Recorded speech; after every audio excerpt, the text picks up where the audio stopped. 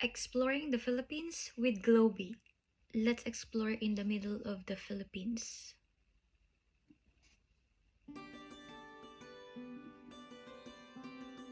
May mga naggagawa ng mga construction. Ay, school po ata ito. My school, my pride. Talisay South Elementary School. Parang umulan. Basa yung daan.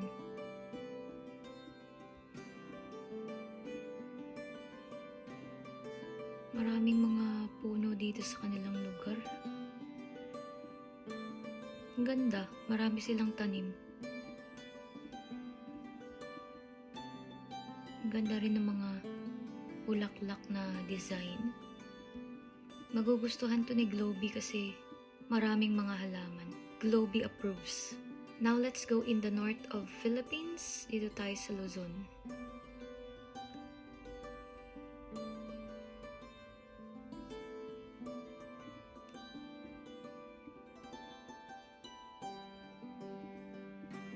Itapon ang basura sa tamang tapunan. Yung cute ng tricycle nila. Ano po ito? Park? May mga nagtitinda. Tingnan natin to. Para siyang municipal hall. Rojas. Ang ganda. Ayun, may festival. Pinakbet. Wow, ang ganda. Pinakbet Festival. Ang ganda, may mga gulay na design. Globy approves. Let's go to the south. Let's go in Mindanao. Somewhere in there, Valencia.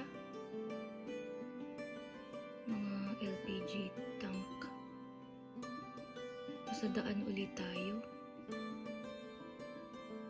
Tingnan natin.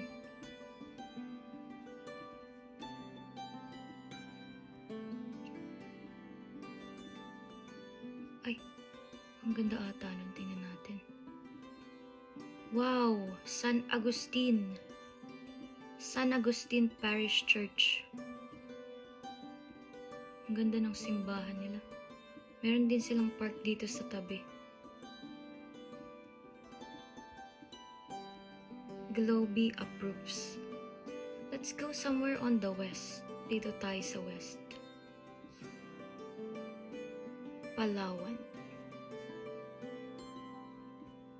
Ayun, may simbahan ulit. Santo Niño Parish. Ang ganda, ang cute lang din ng kanilang simbahan.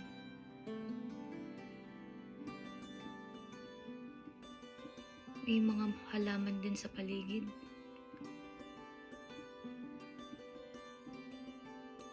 Globy approves. Now let's go in the east of Philippines. Dito tayo sa may Visayas.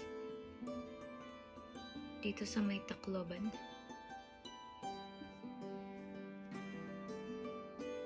New San Agustin Elementary School. Welcome, mabuhay. Tama po ba? Saan po yung school nila? Doon pa sa loob?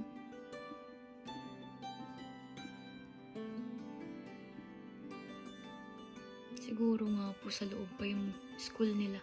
Pero ang dami ding mga tanim. Globy approves. Hanapin natin yung pinakang magandang lugar sa Pilipinas. Dito lang yun eh. Tingnan natin. Dito sa may Boracay. Tingnan natin. Dito sa may Boracay. Ayun. Sinasabi ko sa inyo. Ano po yan? Mga shell?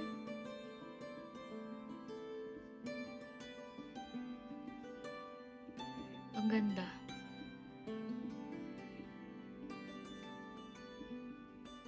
Ayun.